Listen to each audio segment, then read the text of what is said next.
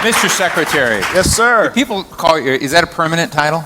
Well, I'll take it. You take it. Yeah. When you were Secretary of Transportation, did you ever deal with classified information?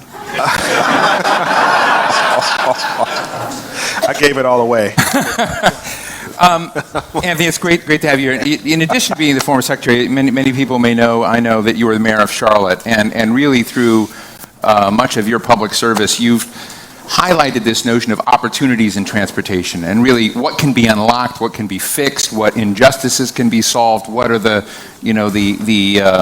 opportunities for growth in that. And I'm interested in that frame because we're talking about the future of transportation here, not necessarily looking back, but reflecting on Charlotte, reflecting your time at DOT, what do we have to get right in understanding the opportunities in transportation today?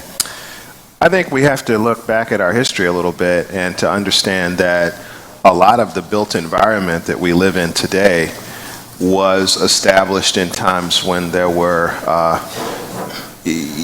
really overt efforts to undermine people who were poor, people who were of color, all kinds of things. And when you look at the physical infrastructure we have today, you can see those lines of separation. I have lots of friends who are engineers. Some of my best friends are engineers. But engineers built these things because they were directed to. And what I worry about is Can you give us some examples? Yeah, sure. Like in my hometown, I-85 and I-77, up in Syracuse, I-81, the Staten Island Expressway, out west, I-5 up in Seattle. All of these freeways, in one way or another, divided communities. And it's not just freeways. Airports, look at where the airports are located, look who lives near them. I mean, there's so many good examples of this. In the future, though, as we think about technology, who's developing this technology? It's engineers. And they are being asked to solve very specific problems. We need to ask them to solve for a more general problem. For example, in a rideshare environment, the way you call a car to you, an autonomous vehicle environment, the way you call a car is through a mobile phone. Well, what if you don't own a mobile phone? Is anyone thinking about it at that level? And is anyone being asked to think about it at that level?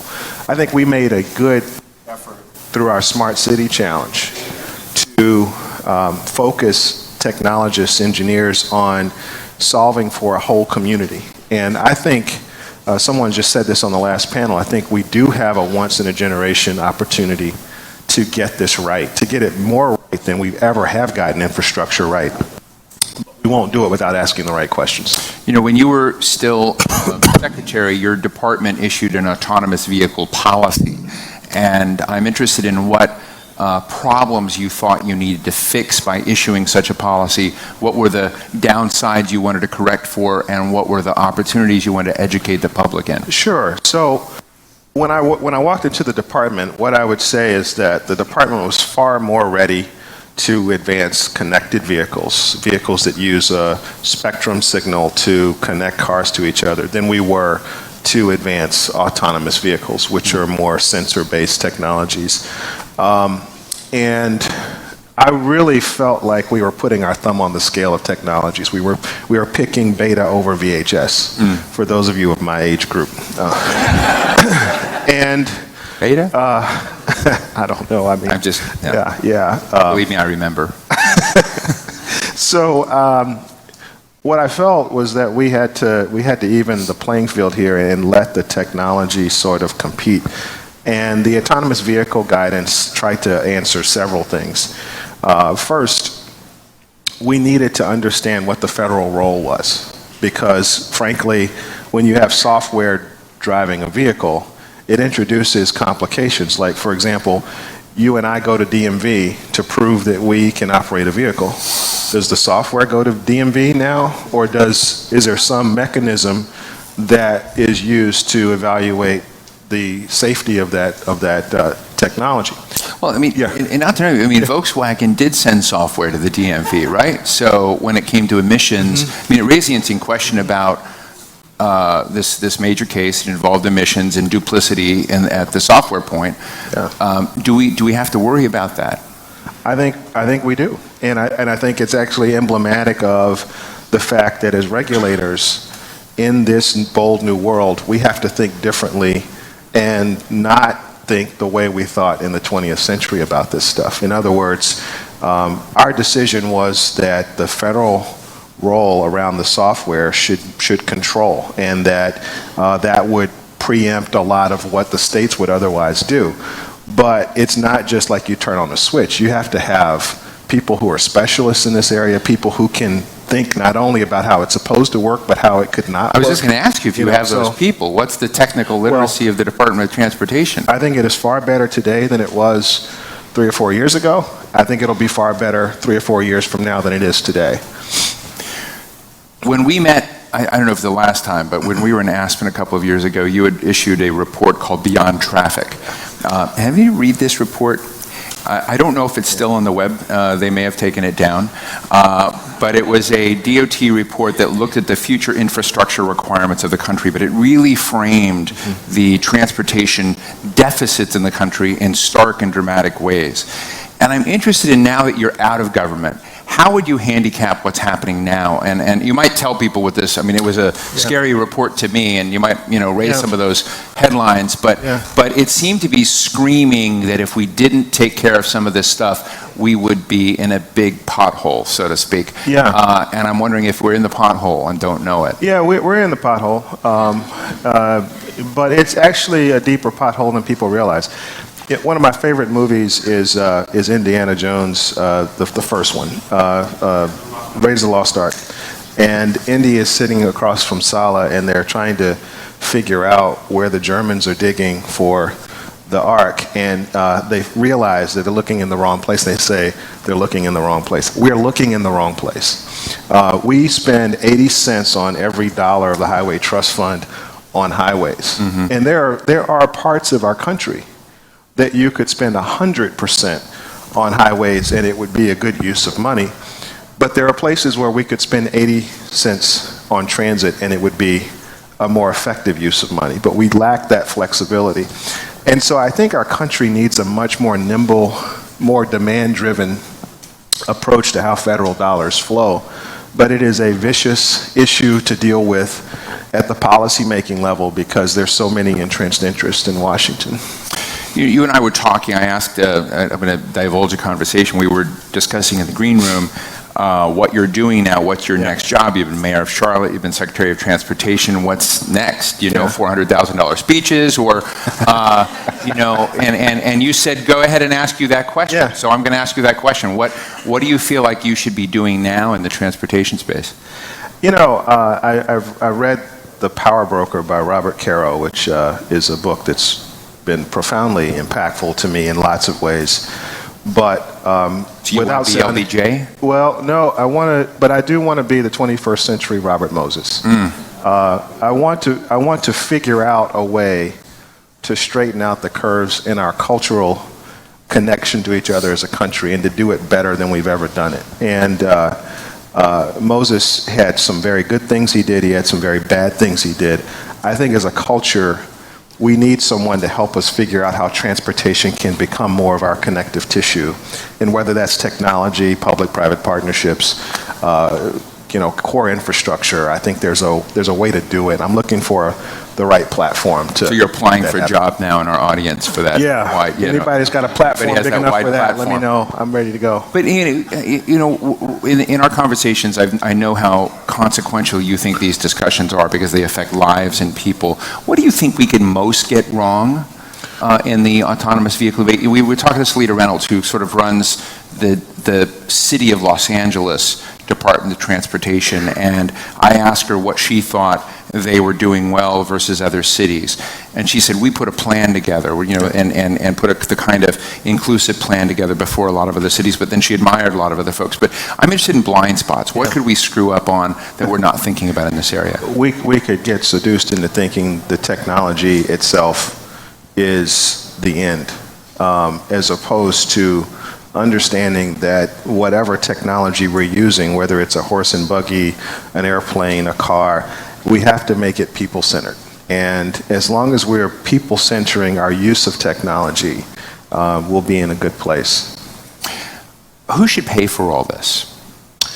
Well, You should. I should. I'm joking. Not joking. No, but I mean, one of the things that occurred to me is that I know this is a bad frame, and I apologize for those of you that I may be unintentionally offending, but it seems to me that you've got surface transportation, mass transit in cities. We have it here in Washington, D.C. And what Uber and Lyft have provided me is a privatized version of that that's a bit more personal. And so there's a competition to certain degrees with mass transit, and it's available to those citizens who can afford it, right? Yeah. Who are in that area. And I'm just wondering, as we look at the further, deeper investment in technology and apps, I know I'll be okay in getting that, but when you think about the broader needs in the city, am I not undermining that bus driver in some way? Am I not creating some of the same tension, say, between private schools and public schools, or charter schools and public schools, and we're going to bring this into the transportation system? You know, I don't see it quite that binary. Because, you know, if I were a mayor today, which I'm not, but if I were, I would have my transit chief in the room with as many of the folks that are doing some of this rideshare stuff, and I'd say, instead of competing for market share, how can we partner to make the trips easier for our public? And, you know, from the rideshare perspective, they've got challenges with meeting that public need, like ADA compliance, for example. You can't really take government money in the transit space without being able to accommodate folks who have special needs. And on the other hand, as a transit system, I think you're going to see more systems become more demand-driven, ones that take you point to point, because that's where the world is going. So I think there are going to be some interesting partnerships that develop there, but I don't see it that as binary. And in fact, you know, there may come a time when some of the CapEx that cities invest in transit get transferred over to the private sector, and the cities are basically investing more, what looks like more like operating revenue to support the public need. You know, I know that some of the auto firms, as they have become more and more digital and advanced, have been worried about, I don't know if it's their worry or their worry on behalf of consumers, but so-called consumer information privacy. Yes. So as we have, and as we further live in a world of where really every digital moment we have is trackable at some level, where we go, what we do. Do you think there are things that we can do, that we have to do to mask that, or is that something we just have to acquiesce and say, you know what, it's just going to be part of living in the world, and if you're in a driverless vehicle, your own vehicle, you're just forfeiting that element of privacy permanently? So we thought about this in the autonomous vehicle guidance, and there's sort of two flavors of an answer to that question. I think it's a big deal, right? It's a big deal, and I think a big part of it from a private sector standpoint is transparency. As long as a consumer, I know what you intend to do with my information. Now I'm armed with information. I can either choose to use your service or buy your product or not. So I think that is a big burden the private sector is ultimately going to have to carry. The other side of it is, you know, are there categories of anonymous data that can actually make the overall system smarter and better? So for example, in an autonomous vehicle world, let's say a Toyota autonomous vehicle avoids a pothole on a highway. Well, it might share that information with other Toyotas, but will it share that information with other makes of vehicles? With the Volvo XC90. Exactly, yeah. Right. And so is this information going to be proprietary within individual systems, or is there going to be some platform to create sharing to make the system better? And, you know, that I think is one of the big questions for industry that we flagged in the AV guidance. I want to go to the audience shortly, but if Elaine Chao were sitting up here next and coming on, what counsel would you give her on the challenges she has? You know, just credible, solid recommendations of what the department needs to do that she's tasked with. Well, you know, I've tried to resist the urge to offer public advice. Go ahead. So that I can reserve the right to offer private advice. But I'll put it this way. I see a country that has a very unsophisticated dialogue about the role transportation plays. You know, if you think about what we talk about whenever infrastructure comes up, it's like, well, how much, you know, who's paying, where's revenue coming from? And we treat it as if you can just plug money in and we're going to fix our problems. And I think the big take home for me after 4 years of surveying the country and looking at this stuff and doing things like Beyond Traffic is that actually we are headed in the wrong direction. We are a supply side transportation system. We are putting money into things based on our view 50, 60 years ago.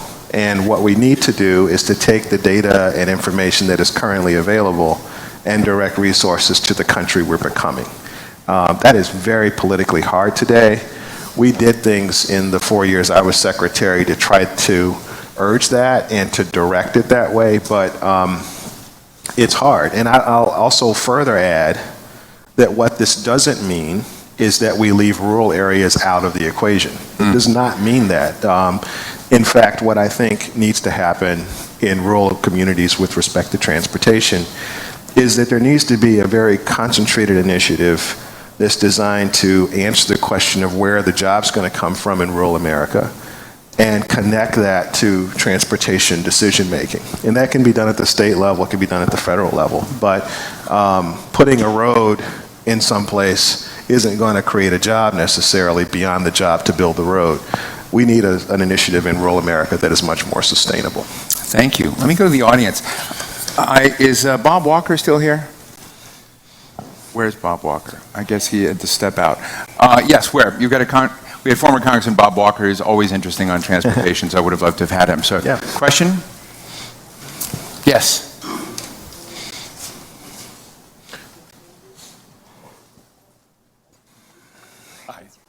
Hi, Mickey McManus, author of Trillions and chairman of Maya. Oh, great. I really liked your comment about sort of investing in what America will become. What are we doing, or what efforts are we doing to learn about other large-scale experiments in communities and autonomy? So I recently saw Gene talk from Didi, Shuxing, which is the largest ride-sharing company on the planet. I think dwarfs Uber, bought Uber, China, and serves about 400 cities today. And she made an explicit point of saying that she's absorbing many factory workers who are being displaced by automation in factories and investing in basically creating a middle class. So they're not in any rush actually to put autonomous vehicles in, because they're actually a data company and they're investing in the community. And they can do these kinds of things, I guess, in China because of the particular structure. But what can we do, and what can we learn, and what is maybe the public sector learning from other large-scale experiments around the world like that? It's a very, very good question. And, you know, I think putting together the framework to bring those learnings into government is going to be essential, which is one of the reasons we created a federal advisory committee on autonomous vehicles before I left, to bring in the perspective you're talking about. I'd also say that, you know, the learning can't just stop with the federal government, because the states have a huge role to play here. You know, how is insurance going to be dealt with in this world, for example? What are going to be the roles of DMVs in this space? Local communities have a huge role to play here. Zoning was mentioned before.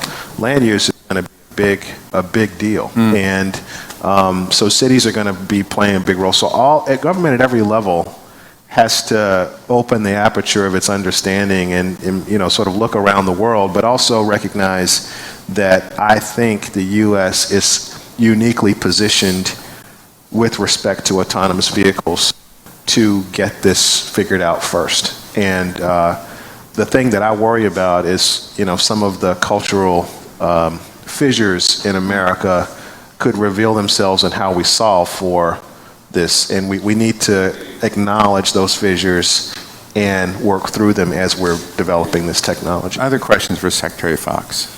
Yes, right here. We'll bring you a microphone. Yes, I'm glad to hear you where you're at, because the transportation companies have been lobbying the government to stay in the back. How do we break that monopoly up?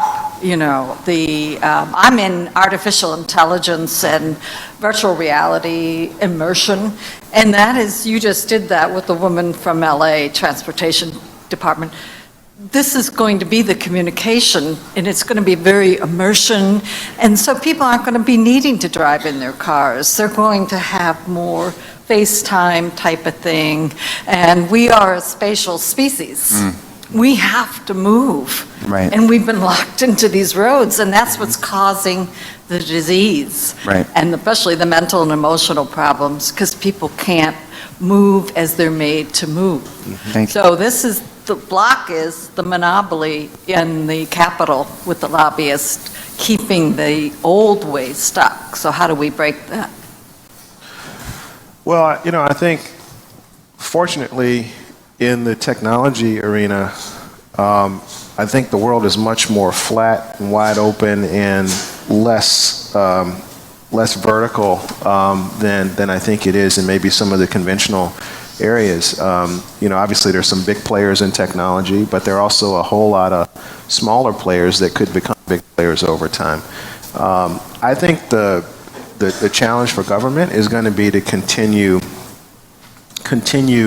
insisting on its role in this area. Obviously safety being at the very top of the list, but also at every level of government, they're going to have something to say about it. So I feel less worried about it from a standpoint of a monopoly focus, but more worried about it from the standpoint of government has to demand, sort of draw a circle around what is necessary for this technology to evolve. And part of that, in my view, is not just safety, but also some of the decision-making around how we bring our people together. Can I give you one more example?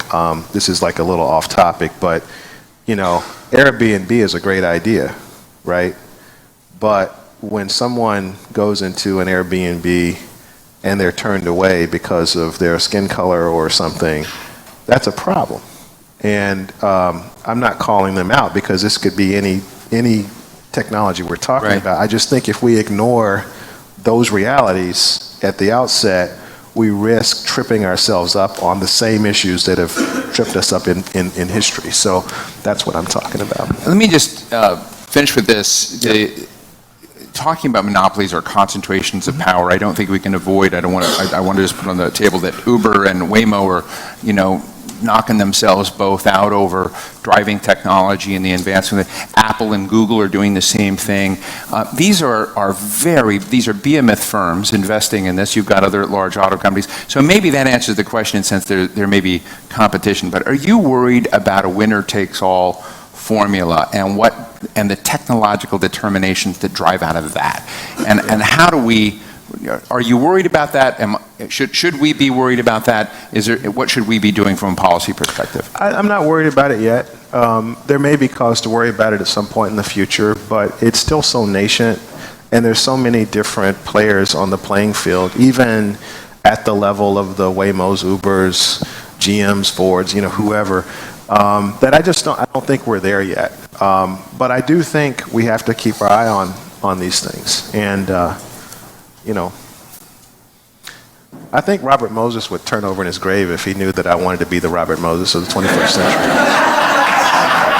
There's a great guy out in the audience. I haven't met him, named Austin Nichols, but if you haven't tweeted, he's an awesome tweeter. He's been tweeting his conference like crazy. I look forward to meeting him. So I'm sure that's made it. So ladies and gentlemen, Secretary Foxx, Mayor Foxx, I wish you well in your next job. Great to see you. Thank you very much.